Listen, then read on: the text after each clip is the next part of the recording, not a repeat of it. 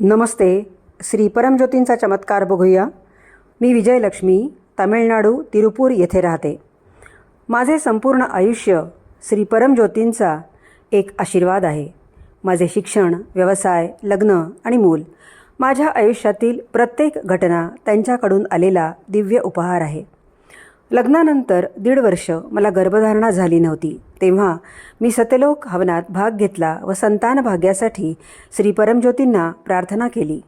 श्री परमज्योतींच्या आशीर्वादाने मला गर्भधारणा झाली. मार्च 2021मध्ये माझ्या मुलाचा जन्म झाला.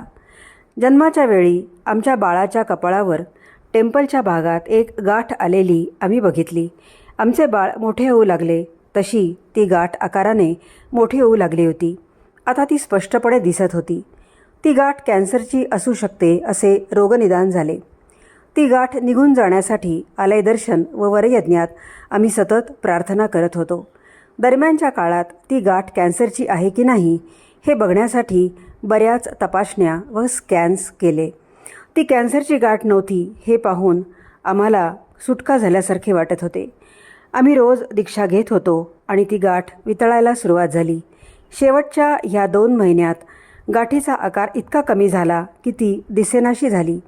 तुमच्या दिव्य संरक्षणासाठी व आमच्या परिवारावर प्रेमाचा वर्षाव करण्यासाठी खूप धन्यवाद प्रिय श्री परमज्योती.